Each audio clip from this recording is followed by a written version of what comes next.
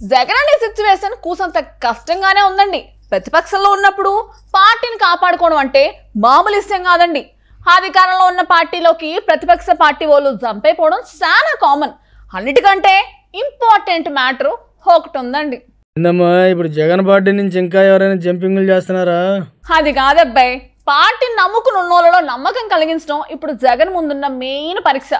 దాందేముంది, వాళ్ళకు పార్టీలు ఏదో పదవి ఇచ్చేస్తే సరిపోయిద్ది కదా, అప్పుడు నమ్మేస్తారు. నువ్వు నీ కోడి బ్రెయిన్ అయిందా? బాగైందా?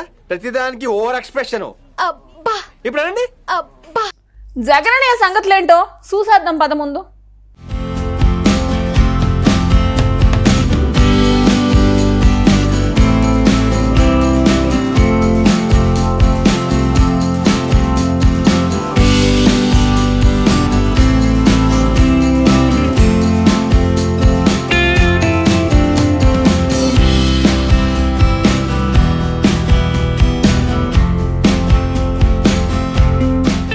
ఏపీ రాజకీయాలు వాడి వేడిగా మారుతున్నాయి.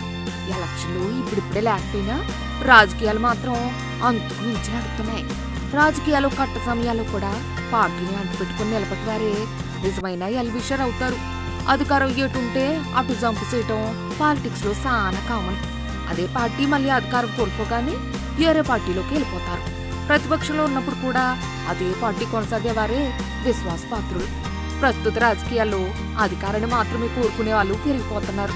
ప్రతిపక్షంలో ఉంటూ ప్రజాపక్షం వైపు నిలిచే వాళ్ళు తక్కువగానే ఉంటున్నారు. అధికారంలో ఉన్న వాళ్ళు ప్రతిపక్షంలో ఉన్న పార్టీని నామరూపాలు లేకుండా చేసేయాలని చూస్తున్నారు. ఇందులో ఏ పార్టీ కూడా మినహాయింపు కాదని చెప్పొచ్చు. ఏపీలో ఉన్న 2 ప్రధాన పార్టీలకు క్యాడరు పెద్ద సంఖ్యలో ఉంటాయి. తెలుగుదేశంతో పాటు వైఎస్ఆర్సీపీకి కూడా బలమైన ఓటు బ్యాంక్ ఉందనే చెప్పాలి. అందుకే ఈ 2 పార్టీలు అధికారంలో ఉన్నప్పుడు ఓ పార్టీని మరో పార్టీ తొక్కేయాలని చూసినా నిలబడ్డాయి, అధికారంలోకి వచ్చాయి.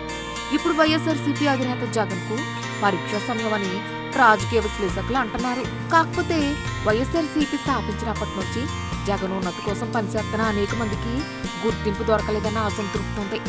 జగన్ ను సీఎంగా చూడాలనుకుని ఆయన కోసం ఎన్నో కట్టనట్టాలు పడినారున్నారు. అధికారంలోకి వచ్చినప్పుడు వారిని పట్టించుకోలేదని బాధ ఉంది.